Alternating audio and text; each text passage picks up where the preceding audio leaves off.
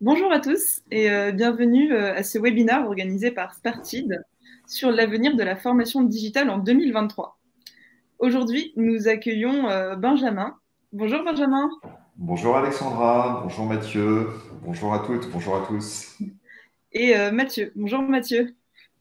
Bonjour à tous, bonjour Alexandra, bonjour Benjamin.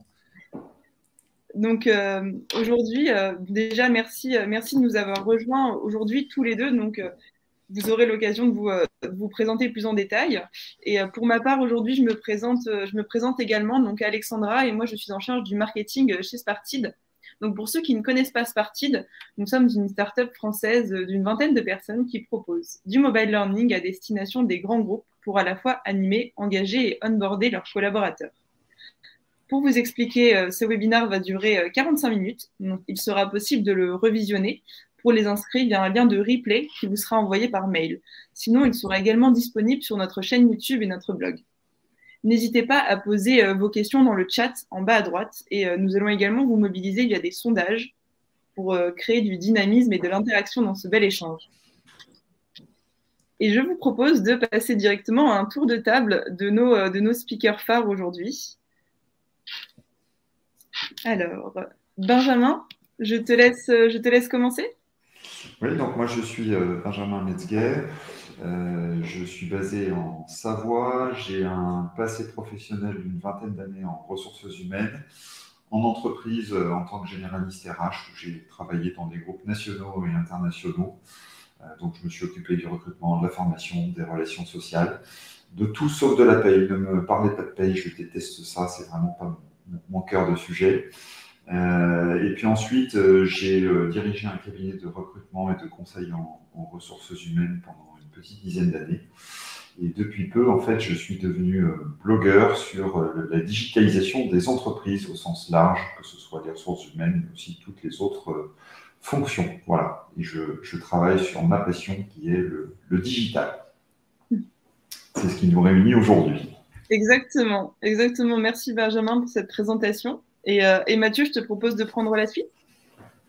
Oui, alors moi je suis Mathieu, le Vasseur, je suis cofondateur de Spartid. J'ai fondé Spartid après une carrière dans le domaine de la tech et du logiciel. Et l'aventure est partie d'une idée toute simple qui était pourquoi on ne permettrait pas à des collaborateurs d'apprendre, d'être informés, d'être sensibilisés à travers une expérience aussi cool qu'un Snapchat. C'était vraiment l'idée de départ. Et c'est une idée que j'ai vendue sur Slide, à l'origine, à un premier client qui était le groupe L'Oréal, la division produits professionnels du groupe L'Oréal. Et de là est née l'aventure Spartid, qui est ensuite déployée chez un grand nombre de clients en France et à l'étranger pour aider les entreprises à améliorer l'agilité et la performance et l'alignement de leurs employés ou d'autres collaborateurs qui ne sont pas forcément toujours leurs employés d'ailleurs. Super, super. Merci beaucoup Mathieu et Benjamin pour ces présentations. Je vous propose maintenant de rentrer dans le vif du sujet qui nous réunit aujourd'hui, en commençant par la simple introduction. Et c'est cette question que je vais vous poser à tous les deux. Qu'est-ce qui vous vient à l'esprit quand je vous dis formation digitale? Et je le pose également aux participants. Donc n'hésitez pas à nous répondre dans le chat. Donnez-nous un mot, une expression qui vous vient à l'esprit quand on parle de formation digitale. Et je laisse directement aussi Benjamin commencer et puis Mathieu ensuite. Bon. Alors, moi, le mot qui me vient à l'esprit quand on parle de formation digitale, c'est enfin, parce que ça fait 20 ans, en fait, que j'entends parler de formation.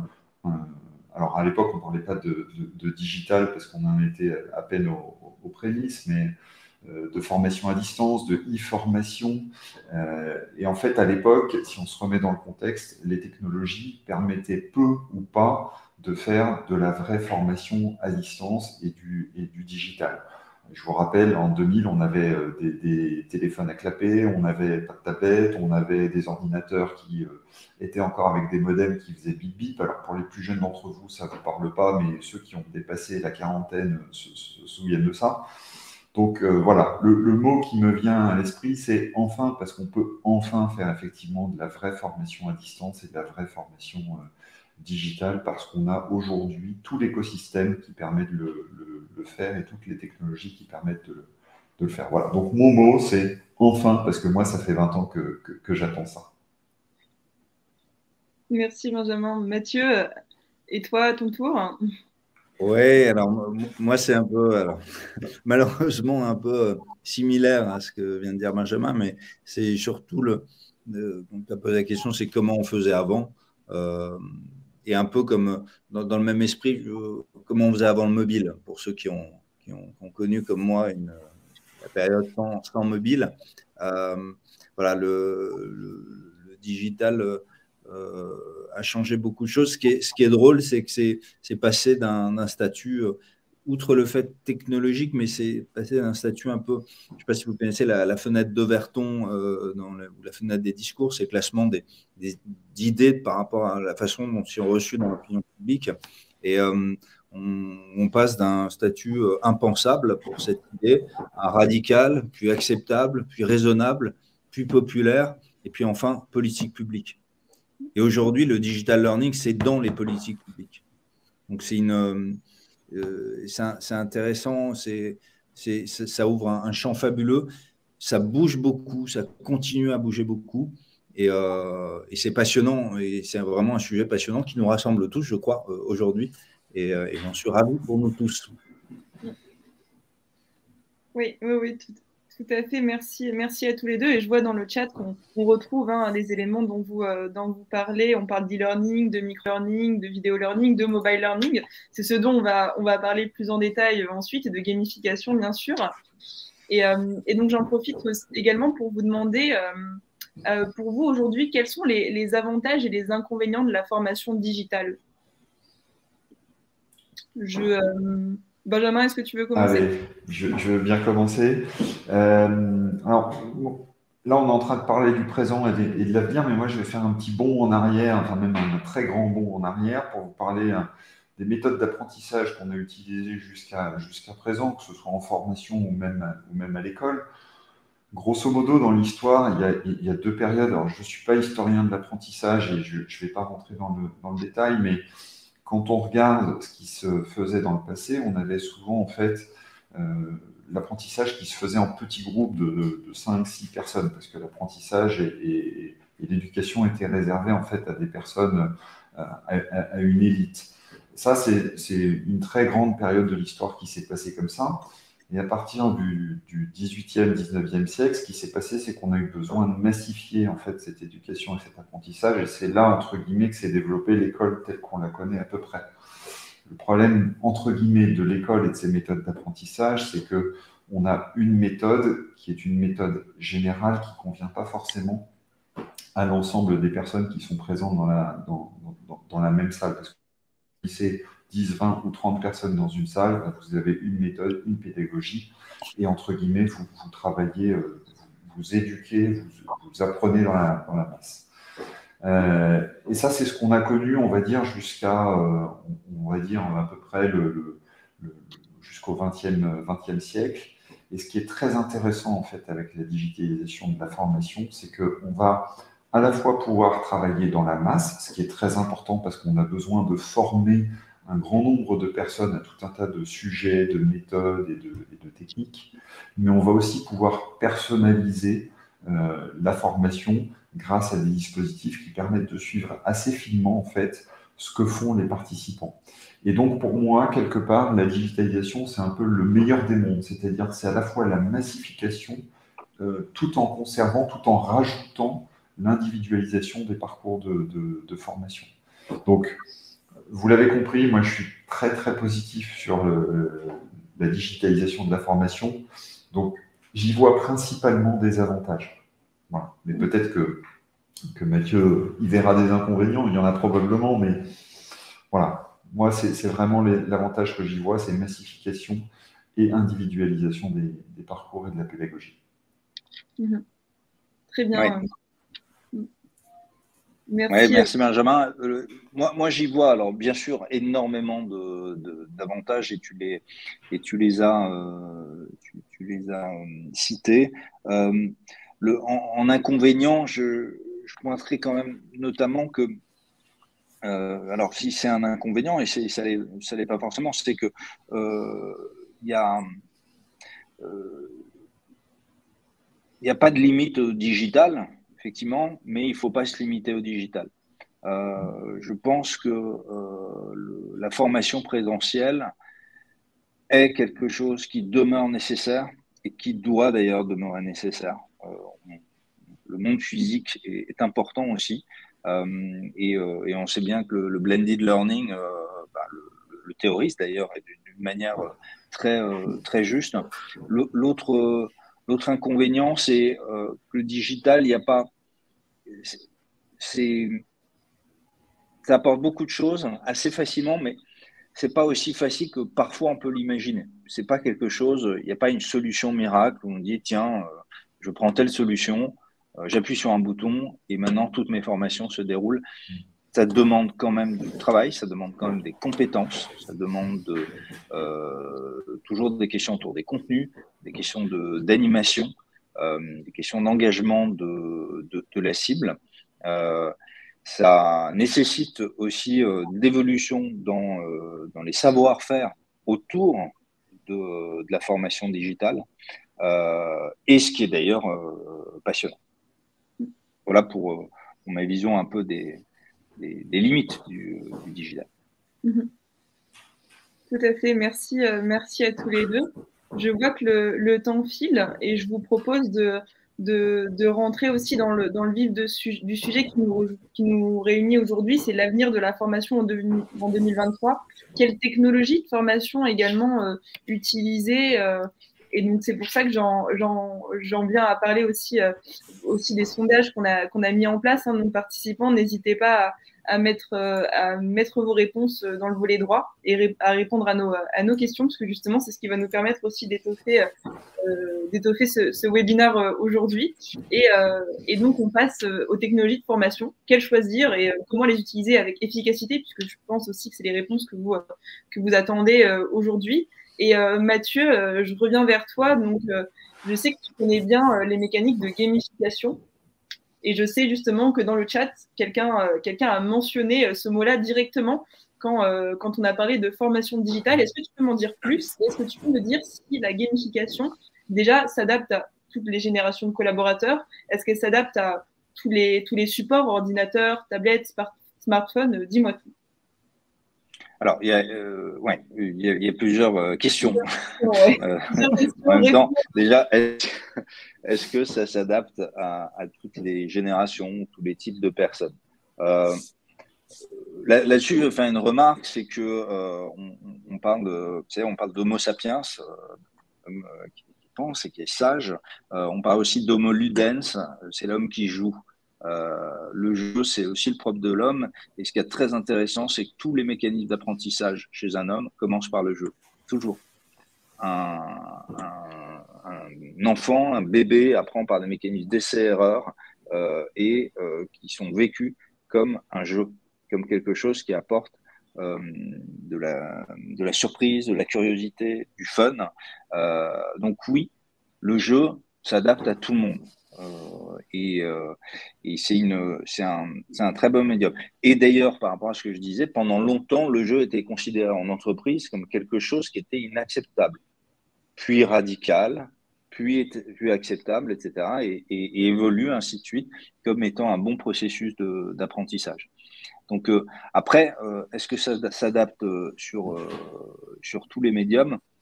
Oui, on peut faire du jeu en présentiel, évidemment, et on le fait souvent, ce qu'on appelle le jeu de société classique notamment. Mais on peut faire également du jeu sur mobile. Le marché mondial des jeux est là pour le prouver. On peut le faire sur PC, on peut le faire sur tablette. On peut faire des jeux en réalité virtuelle. On va, je pense, en parler aussi. Et voilà. Et après, sur la gamification, juste un point de rappel, la définition de la gamification, c'est le fait d'utiliser des éléments de jeu, des éléments qui constituent un jeu, dans un contexte de non-jeu. Donc, un contexte typiquement professionnel où on doit apprendre des compétences qui sont utiles dans un contexte professionnel.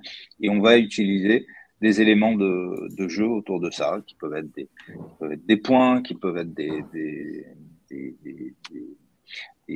trivia games, qui peuvent être des leaderboards, tout un ensemble de composants qui transforment une expérience d'apprentissage en un jeu. Parfait. Merci pour cette clarification sur la gamification, Mathieu. Et Benjamin, je sais que je t'ai beaucoup posé la question, mais je te la pose encore aujourd'hui. À ton avis, l'IA, meilleur ami ou pire ennemi du formateur en 2023? Les deux, mon capitaine. Alors, je vais répondre en deux temps, même si c'est pas le bac. Alors, aujourd'hui, effectivement, on entend parler tous les jours dans la presse de ChatGPT, de Bard. Pas plus tard que ce matin, je crois, Facebook a annoncé se mettre à sa propre IA. Je suis désolé, j'ai pas retenu son nom, mais je vous promets, dans 8 jours, on en aura tellement entendu parler qu'on saura tous son petit nom. C'est vrai qu'aujourd'hui, l'IA, c'est un instrument de productivité qui est assez fou, parce que vous posez une question concrète à n'importe quelle IA et elle est capable de vous répondre factuellement en une ou en plusieurs lignes et faire des réponses assez étayées. L'IA est aujourd'hui même capable de faire preuve d'une certaine créativité, puisqu'on peut s'en servir pour faire des poèmes ou des chansons, on peut s'en servir pour faire des illustrations, enfin bref. Il y a pas mal de cas d'usage. Les côtés positifs, globalement, je pense qu'on les voit tous plutôt pas mal. Ils sont assez bien relayés dans la presse.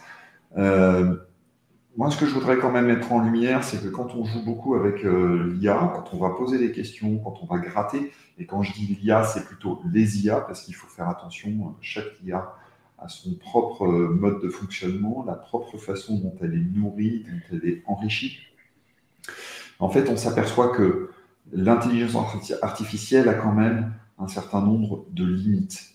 Je vous invite à aller poser des questions factuelles sur un certain nombre de sujets à des IA et à les vérifier après sur des bases de données comme Wikipédia, ce que vous a raconté l'IA.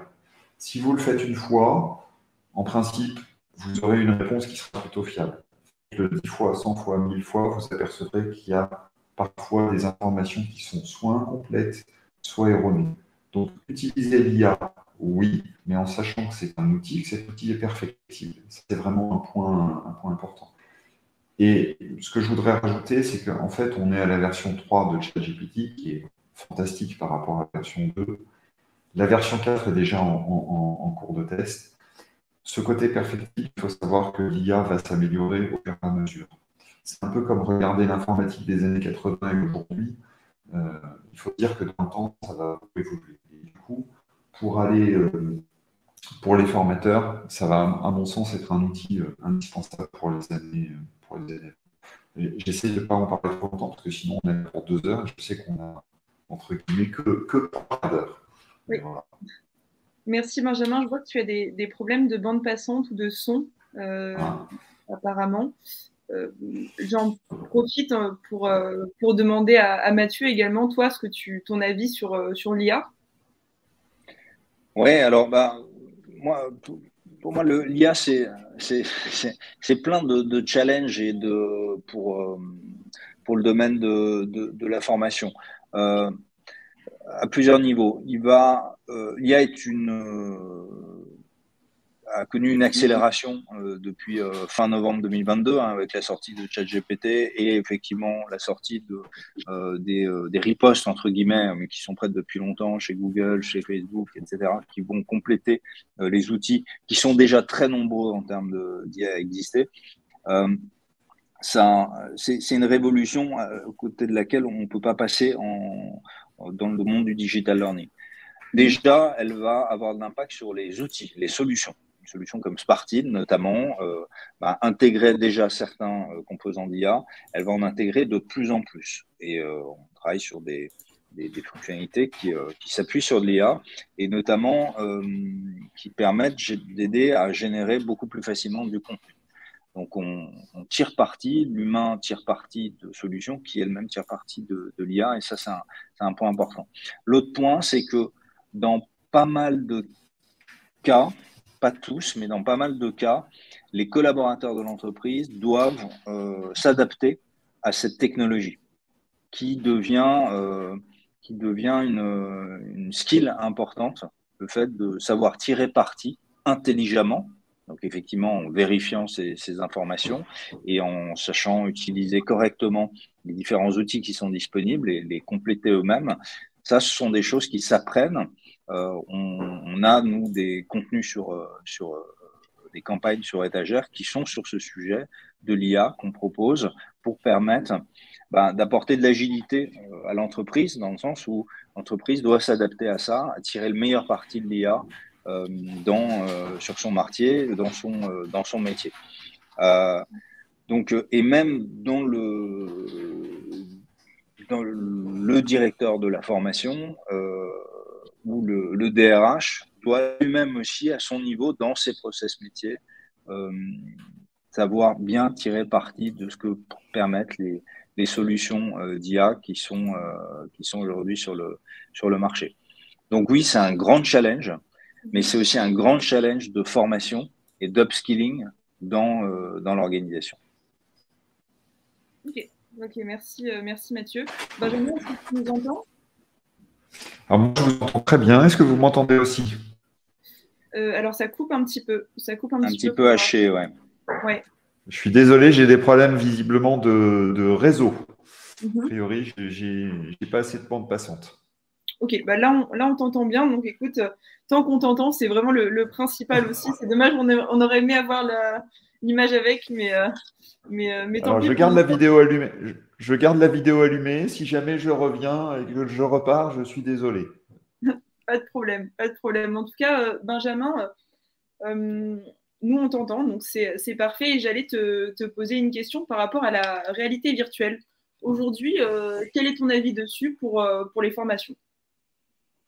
Alors, aujourd'hui, on sait tous que Facebook a fait un gros virage sur la réalité virtuelle, notamment sur le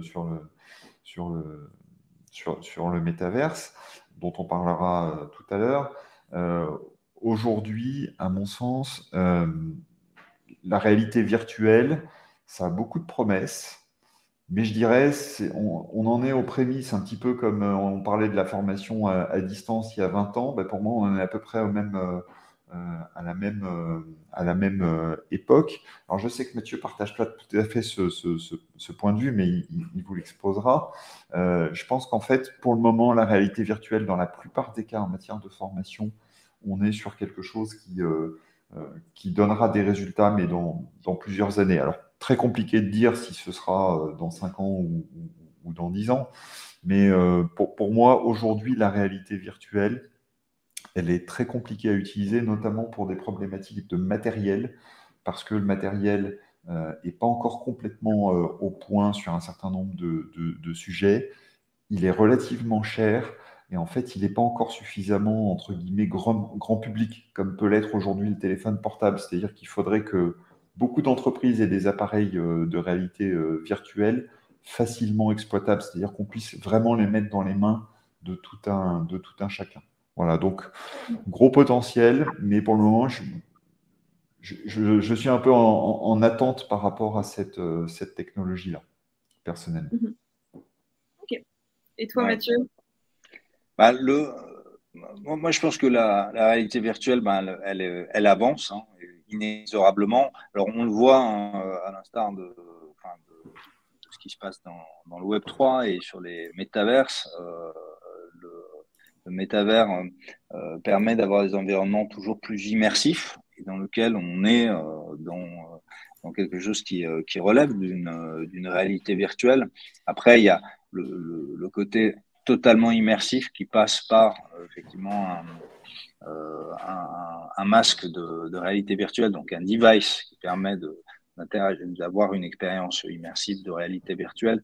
Il y a un frein au niveau du matériel, du device qui le permet. Et ça, on le sait depuis depuis plusieurs années déjà. Mais néanmoins, je pense que cette pratique progresse, qu'elle va progresser en 2023, et notamment dans les univers industriels où elle a commencé déjà à avoir lieu. On peut permettre justement une simulation d'environnement industriel et donc d'action dans un monde physique où c'est très important de savoir interagir physiquement avec un environnement donné. Et là, la réalité virtuelle a beaucoup de promesses, dont certaines sont tenues aujourd'hui, et je pense qu'il y a une adoption de plus en plus importante sur ce sujet-là. Donc, pour compléter le propos de Benjamin sur ce sujet, voilà ce que je dirais. Parfait, parfait. Merci, merci Mathieu. Et Benjamin, tu es de retour en nuage. Super. Et donc Mathieu, je rebondis un peu sur le métaverse dont tu as parlé. Aujourd'hui, toi, métaverse, Web3, blockchain, NFT, est-ce que ça peut avoir un impact sur la formation digitale? Est-ce qu'on peut l'utiliser?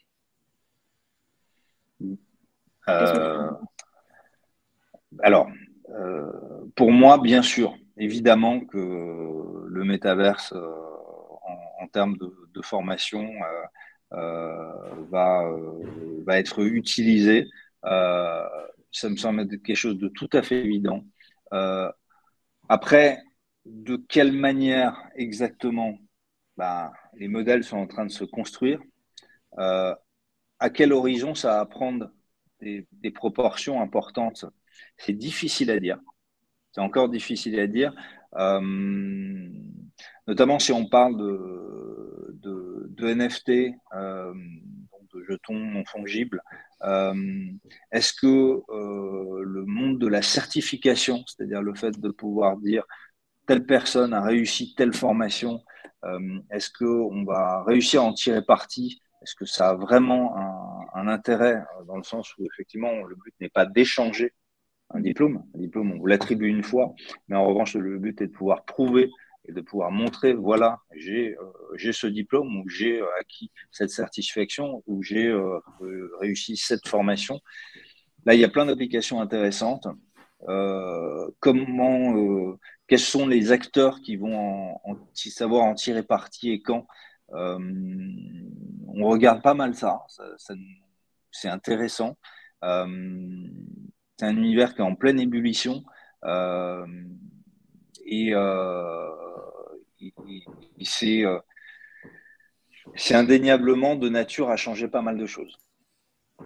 Ouais, si je peux me permettre de rajouter juste un tout petit truc. Alors, je ne vous parlerai pas trop des NFT parce que ce n'est pas un sujet que je suis et que je connais. Moi, à mon sens, ce qu'on peut attendre le plus en termes de technologie, nouvelles technologies, ça concerne la blockchain, sur effectivement tout ce qui va être sécurisation des titres de formation. Ça, je pense qu'il y a quelque chose à faire parce que aujourd'hui, on s'aperçoit que c'est compliqué d'avoir des titres, de les garder, etc. On sait tous ce que c'est que de se balader avec ses diplômes depuis 20 ans ou 30 ans, diplômes qu'on perd assez facilement. Et je pense aussi que ça peut apporter un avantage, notamment aux formateurs, sur le côté propriété intellectuelle, entre guillemets, des supports de formation et partage des supports de formation. Il y a un petit côté de ce côté-là. Après, sur la partie métaverse, à ce jour, moi, je vois assez bien le côté un peu ludique, effectivement, de se retrouver à distance dans un lieu non physique avec des représentations diverses et variées des personnes. Pour autant, je ne vois pas pour le moment les autres avantages pour la formation. Mais c'est un sujet qui est extrêmement naissant, même les sociétés les plus avancées de type Facebook ont du mal à rassurer sur ce que sera véritablement le métaverse. Donc, j'allais dire, là, pour moi, on est dans un horizon encore plus lointain que quand on parlait effectivement de réalité virtuelle. Mais peut-être que je me trompe, et dans ces cas-là, on refera à ce moment-là un nouveau webinaire pour parler du métaverse spécifiquement. Je réagis quand même sur un point. Les NFT, donc les jetons non fongibles, sont basés sur une technologie blockchain. Donc justement, et c'est tout l'intérêt, c'est qu'ils sont infalsifiables. et ça a une grande valeur, notamment vis-à-vis du fait de dire, ben voilà, j'associe à la participation à une formation ou au succès à la formation, j'associe un jeton non fongible. Et ça, ce qui est très intéressant parce que, alors comme on le sait, le marché des NFT et du métavers, d'une manière générale, ce qui tire tout ça, c'est un modèle de désirabilité. Qu'est-ce qui est désirable? Et les NFT qui marchent, c'est ceux qui sont effectivement désirables. Et c'est là où les marques de luxe, notamment, ont totalement embrassé le sujet et en tirent déjà des applications et un profit très, très intéressant.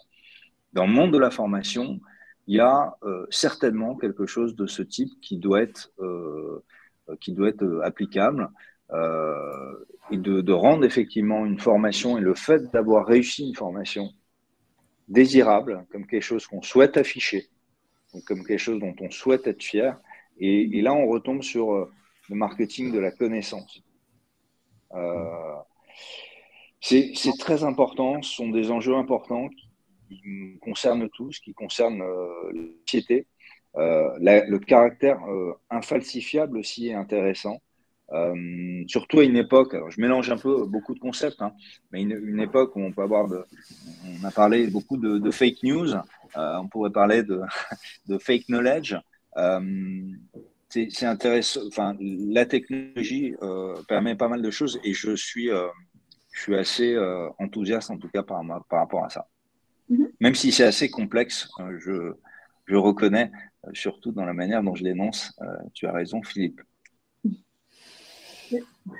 Super, merci, merci Mathieu. Et Benjamin, j'en profite pour te poser aussi une question. Tu me parlais avant des contenus de formation. À ton avis, est-ce qu'ils devraient être produits en interne ou être externalisés? Puisque je regarde le sondage dans les réponses de nos participants. On a 62% qui disent que justement aujourd'hui ils produisent en interne, 38% qui externalisent. Qu'est-ce que tu en penses? Alors, personnellement, quand effectivement on se lance dans un projet, dans une stratégie de digitalisation de la formation, c'est assez rapidement après le choix des outils, la question qui se pose, ou même parfois au moment du choix des outils, pour savoir si effectivement on peut intégrer du contenu, comment est-ce qu'on l'intègre, etc. Personnellement, j'ai rencontré dans ma carrière pas mal de DRH et de responsables de formation qui étaient très intéressés par le fait de créer leur propre contenu, parce qu'il y a une stimulation intellectuelle, parce qu'on peut effectivement modeler le contenu exactement comme on le souhaite.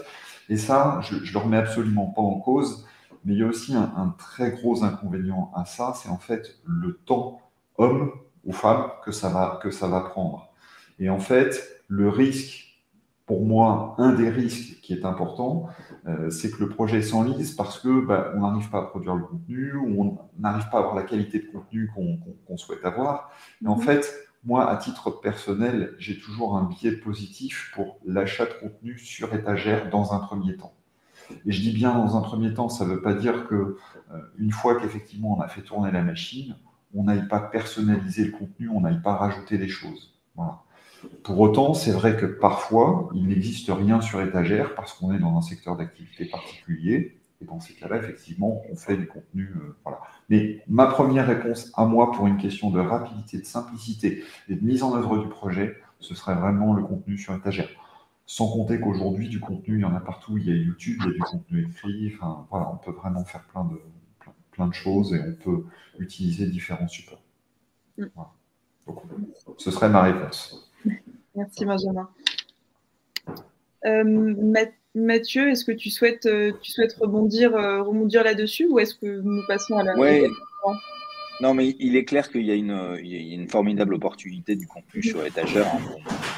Dont l'offre est de plus en plus large et ça c'est de plus en plus qualitative et qui est une grande opportunité, d'autant plus qu'on voit que l'importance dans les compétences au niveau dans l'entreprise qui sont adressées, l'importance des compétences soft skills est de plus en plus large. Et donc, c'est là où les contenus sur étagère, notamment, ont une capacité à répondre très, très profondément et très précisément aux besoins de l'entreprise. Après, il reste toujours des sujets spécifiques au métier de l'entreprise ou à l'offre de l'entreprise et qui ne concerne que l'entreprise. Et donc, il y a toujours un besoin de sur-mesure. Ce qui va être intéressant aussi, c'est ce que j'appelle les contenus en demi-mesure, c'est-à-dire on va prendre un contenu de base existant sur étagère et on va aller l'adapter au contexte particulier de l'entreprise. Donc ça aussi, c'est une autre opportunité que je vois sur la question. Ok, super. Et donc, je vous propose de passer au thème suivant, qui est l'humain au cœur des formations digitales. Donc, on pense souvent que les formations digitales ne permettent pas de créer du lien. Et donc, Benjamin, je vais m'adresser à toi. Comment, à ton avis, on intègre de l'humain quand on parle de digital learning?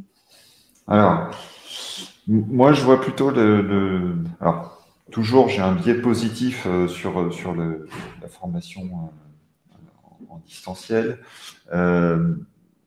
Moi, je me souviens, quand j'étais responsable de formation, de la difficulté de réunir certaines équipes, notamment des équipes de terrain qui étaient éclatées un petit peu partout sur tout le territoire, des gens qu'on ne pouvait pas forcément extraire, entre guillemets, de leur activité pour une journée complète ou pour 2 jours, parce que c'était des gens qui, entre guillemets, étaient à la production d'un bien ou d'un service. Donc, si on les enlevait, en fait, on arrêtait entre guillemets, l'appareil productif.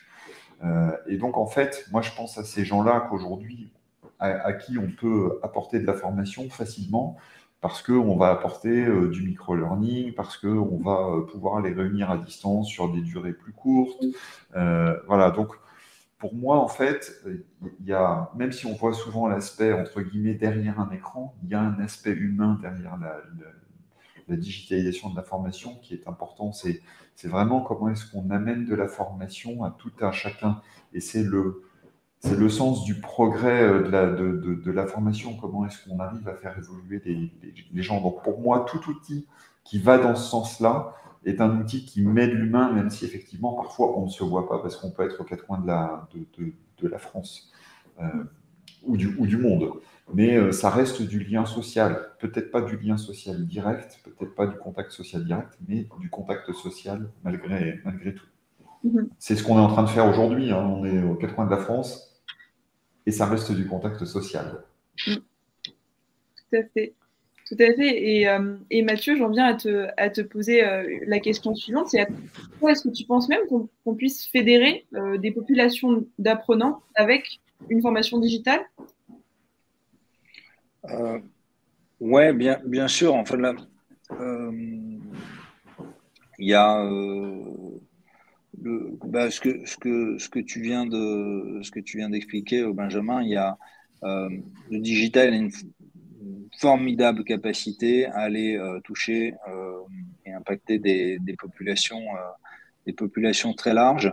Il permet en plus de les rassembler de plein de manières, soit de manière massive tous ensemble à un moment donné, soit de les structurer aussi en équipe, de les amener à interagir entre eux au niveau des équipes. Et ce sont d'ailleurs une dimension qui est très travaillée dans notre plateforme Spartid, c'est d'utiliser les dynamiques d'équipe, puisque l'entreprise, c'est une grosse organisation, mais qui est structurée elle-même en équipe.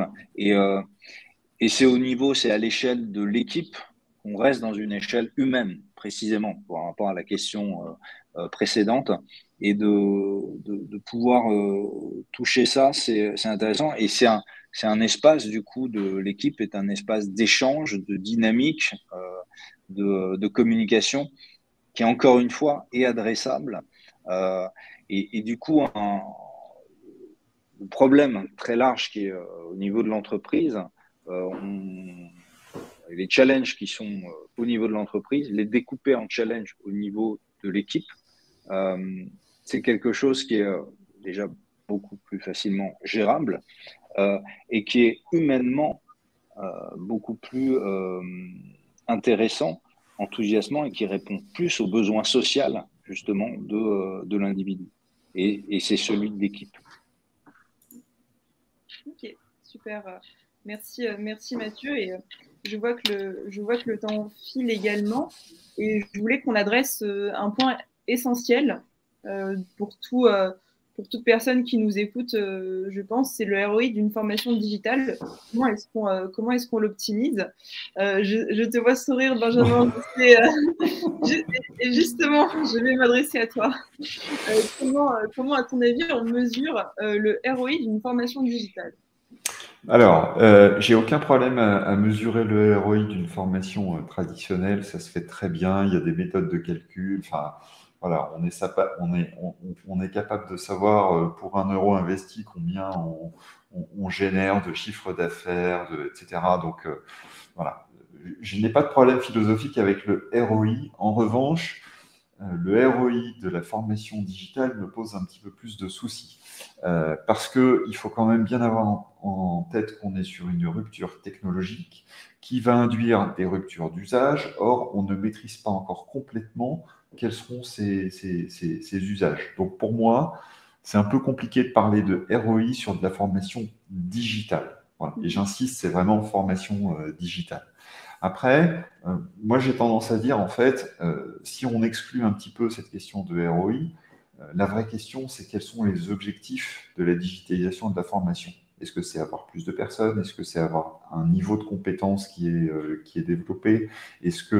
Et en fait, moi je vous inviterais plutôt à aller questionner vos objectifs. Pourquoi est-ce que vous digitalisez en fait vos formations? Est-ce que c'est pour gagner de l'argent? Est-ce que c'est pour supprimer des salles de classe? Que sais-je? Mais vraiment avoir un ou deux ou trois objectifs par formation digitalisée. Parce qu'à mon sens, c'est ce qui sera le plus pertinent. Et je suis certain que dans quelques années, quand on aura des dispositifs qui seront complets, quand on connaîtra exactement leur mode de fonctionnement, on pourra effectivement calculer avec une belle formule mathématique le ROI d'une formation. Voilà. Je finis avec une image. Pour moi, aujourd'hui, la formation digitale, c'est un peu comme un bambou. Un bambou, ça met 5 ans à pousser. Pendant 5 ans, il ne se passe rien. Vous ne voyez rien. Par contre, il se passe plein de choses sous terre. Le jour où ça sort, vous le voyez vraiment. Et je pense que pour le moment, on en est aux 5 premières années du bambou. C'est une super image, Benjamin. Je n'y avais pas pensé. Mathieu, et toi, le ROI, comment est-ce que tu le calcules pour une formation? Alors, j'ai malheureusement pas une image aussi brillante que celle du bambou et aussi durable dans les esprits, bien sûr.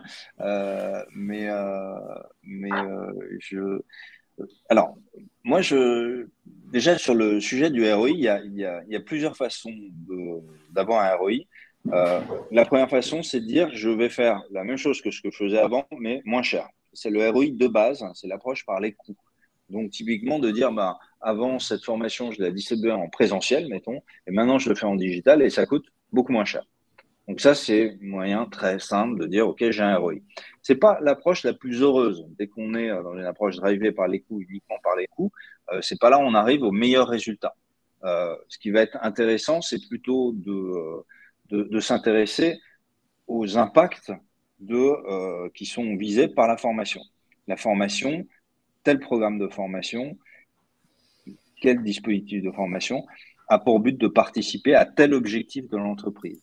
Moi, je suis un féru défenseur et promoteur du fait de rattacher la formation, les parcours de formation, les dispositifs de formation à des objectifs et des initiatives métiers de l'entreprise. C'est un moyen d'aligner les gens qui sont formés, donc l'entreprise, par rapport aux enjeux de l'entreprise. Et donc de donner de la compréhension, de la perspective dans le contexte.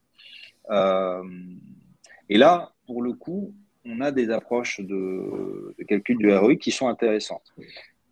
Une des bonnes approches, c'est de se dire, au début de la formation, de se dire quelles métriques d'entreprise on cherche à améliorer à travers cette formation. Si on arrive à faire ça, en tout cas donner des indices de ce côté-là, on va pouvoir tout au long du dispositif de formation, et encore une fois, le dispositif de formation, c'est pas seulement une séance d'1 heure, ça peut être plusieurs années. Je suis assez d'accord, Benjamin, dans ton approche. Ça veut dire des campagnes sur un sujet, des campagnes de learning sur tel ou tel sujet, tout au long des mois et des années. Là, on va pouvoir effectivement aller suivre corréler plus exactement la participation à ces dispositifs de formation avec l'augmentation de métriques métiers qu'on souhaite améliorer. Et là, on peut retrouver des choses qui sont très intéressantes. On peut utiliser des méthodes qui sont utilisées d'ailleurs aussi en marketing, comme de l'A/B testing, c'est-à-dire je prends une population qui participe à un dispositif dans le temps et je regarde la métrique métier de cette formation, comment elle a évolué dans le temps, versus une autre population qui, elle, n'a pas le même dispositif. Et là, on peut s'apercevoir que précisément, on a un impact ou pas sur les métriques. Et là, avoir une vraie approche héroïstique également. Et je pense en tout cas que ROI est pas dans le monde de la formation n'est pas un gros mot. Au contraire, c'est de montrer que la formation participe à la performance de l'entreprise et à son agilité. Juste si je peux me permettre, pour rebondir une seconde là-dessus, c'est vrai que souvent le plus grand ennemi du responsable de formation, c'est le DAF qui dit on va couper les budgets, etc. C'est pas rentable, où est le ROI? C'est vrai que calculer le ROI d'une formation, dans l'absolu, c'est une très bonne chose quand on peut le faire. Voilà. Avec cette bémol que personnellement je mets sur le digital. Voilà. Parce que sinon, pour moi, le risque, c'est que on voit trop la partie investissement et pas suffisamment la partie retour. Voilà. Ouais, et sachant que, juste pour compléter ça, je limite pas quand je parle de formation. Une formation, c'est jamais un outil, juste un outil. L'outil, c'est moyen de faire acquérir des connaissances. Et donc, une formation, un dispositif de formation, c'est certes un outil, on va dire un contenant, mais également un contenu et tout un programme de contenu et des objectifs pédagogiques qui y sont associés. Donc, c'est tout un ensemble qui est assez effectivement complexe à créer et qui, lui, a de l'impact ensuite sur l'entreprise. Oui, je vois Mathieu que Wim te rejoint aussi dans cette liaison entre le contenu et le ROI. Donc, je vois vos messages. Et j'en profite aussi puisque vous parlez des outils, on sait aujourd'hui qu'il y a une démultiplication des outils en formation, que ce soit du mobile learning, des LMS, une infinité de possibilités. Toi, Benjamin, par exemple, comment est-ce que tu pourrais dire qu'un outil est efficace ou pas? Est-ce qu'il faut démultiplier les outils? Est-ce qu'il faut se concentrer sur un seul? Quel est ton parti pris sur la question? Alors, moi, j'ai un biais. J'adore les outils, j'adore en tester, j'adore en utiliser. Et en fait, aujourd'hui, pour savoir si un outil est pertinent, dans la majeure partie des cas, en fait, il faut le tester. Pour savoir si effectivement ce qui est, entre guillemets, mis en avant par l'éditeur du logiciel ou de la solution va correspondre à son propre besoin. Parce que ça, c'est vraiment quelque chose d'important. C'est comment est-ce que ça s'insère dans tous les outils aussi que j'utilise. Parce qu'on sait bien qu'on n'utilise pas qu'un outil. Hein. On va utiliser plusieurs dizaines d'outils pour faire des choses très, très, très différentes à chaque fois. Alors, on voit bien, on a un outil qui est un outil de webinaire. C'est un des dispositifs qu'on peut utiliser dans la formation, mais c'est vraiment loin d'être le seul. Donc, moi, j'ai tendance à dire, il faut tester, il faut mettre en place. Et surtout, il faut vérifier que dans le temps, la solution, elle répond toujours bien aux besoins. Parce que, en fait, votre besoin, il peut évoluer. Hein. Comme on est dans le digital, les choses, elles bougent très, très vite. Hein. Comme c'est une pièce dans un système, il se peut qu'à un moment donné, votre système, il ait bougé. Et la deuxième chose, c'est que l'éditeur de la solution, lui, peut soit avoir fait bouger sa solution, l'avoir fait évoluer, soit ne pas l'avoir fait évoluer. Et ça peut devenir un problème. Donc, toujours bien garder la veille, c'est aussi savoir si les outils qu'on utilise aujourd'hui sont toujours pertinents ou pas. Et ça, c'est un énorme atout qu'a le digital sur l'informatique. C'est qu'avant, quand on choisissait un LMS, on était tanké avec le LMS pendant 5 ans, 10 ans, et c'était comme ça. C'était très compliqué d'en changer. Aujourd'hui, vous prenez un LMS, alors ça dépend de la taille de votre organisation. Si vous avez 200 000 personnes, forcément, si vous choisissez un LMS, vous ne le changez pas du jour au lendemain. Quoi qu'il arrive, vous le changez quand même beaucoup plus facilement que quand on était sur de l'informatique traditionnelle. Voilà. Donc, essayez. Alors, je réagis par rapport à ça. Benjamin, je suis d'accord, il faut essayer, tester, bien réfléchir avant de sélectionner un outil. Mais je reprends ton image du bambou et du temps qui est nécessaire.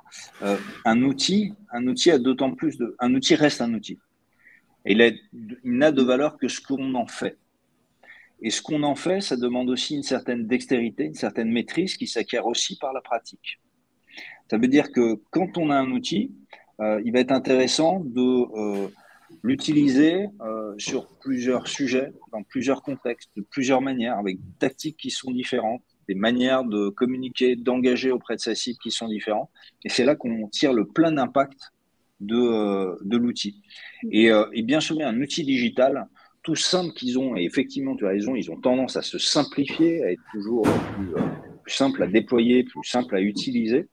Néanmoins, on ne devient pas maître à l'utilisation d'un outil digital d'un seul coup, en un seul essai.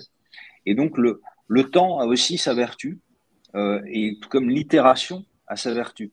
On sait bien que sur les connaissances, que d'exposer des apprenants à des connaissances de manière régulière, puis répétée avec des piqûres de rappel, c'est une grande vertu sur le fait de transformer des connaissances en réflexes, notamment, ou les rendre durables. C'est vrai aussi dans l'itération qu'on a avec une solution, et c'est intéressant de s'engager sur une période donnée avec un outil pour pouvoir en tirer le maximum d'impact. Et juste compléter sur ce point-là. Mais après, il est vrai, je te rejoins complètement sur le fait que, et ça c'est une tendance importante dans le digital learning en 2023 qui avait déjà démarré avant et qui va se poursuivre, je pense, c'est que le formateur, dans l'attirail du formateur, du directeur de la formation aujourd'hui, on ne peut pas se dire qu'on a un seul outil. C'est pas possible. La technologie a trop évolué. Et c'est un peu, je fais souvent ce parallèle avec le marketing. Aujourd'hui, en digital marketing, on n'a pas une solution. On a tout un ensemble de solutions. On parle de stack d'outils marketing. On peut parler de la même chose dans le digital learning. Alors, il faut effectivement faire attention à ne pas se perdre dans une panoplie, une boîte à outils qui est tellement riche qu'on s'y perd. Mais il faut quand même une boîte à outils avec quelques outils clés. Et c'est ainsi qu'on trouve, je pense, la plus grande efficacité, le meilleur équilibre. Ouais. Merci Mathieu. Et je vois que le temps file, donc je vous propose directement de passer aux questions de nos participants. Et j'en vois déjà une qui est présente dans le chat de Wim. Pensez-vous que le type d'audience a un poids très important dans le choix des outils? Benjamin. Alors, justement, je reviens un petit peu à ce que je disais au démarrage, c'est-à-dire que on est dans l'hyper-individualisation. Donc aujourd'hui, à mon sens, il faut partir de ce que le public visé est capable d'utiliser comme outil, comme matériel pour pouvoir faire du sur-mesure. Parce que si on commence à dire aux gens il faut tel type de matériel, c'est compliqué, etc., à mon sens, il faut enlever sur le digital toutes les frictions possibles et le matériel et les outils sont une source potentielle de friction. Donc, bien comprendre comment les gens utilisent ou n'utilisent pas les outils. En 20 ans, on a bien vu des sociétés qui ont mis en place des logiciels qui n'ont servi à rien parce que ça ne répondait pas aux besoins ou c'était trop complexe pour les utilisateurs. Donc, c'est là justement où avec le digital, on peut vraiment faire du sur-mesure. Et si je reviens à mon exemple sur le côté logiciel, le digital, ça permet de faire un test très, très rapide. C'était Mathieu qui parlait un petit peu de faire des groupes de bêta-testeurs. Je peux très bien prendre 5-10 personnes, leur faire tester une solution digitale. En général, les éditeurs sont assez facilitants pour faire ce genre de choses sur des durées courtes. Et ça permet de voir si ça répond aux besoins ou pas. Voilà. Après, tous les éditeurs ne le font pas forcément parce que c'est plus ou moins compliqué, mais c'est des choses qui se font très très bien. Donc, pour moi, justement, la force du digital, c'est de pouvoir faire du sur-mesure par rapport aux besoins des utilisateurs, quels qu'ils soient.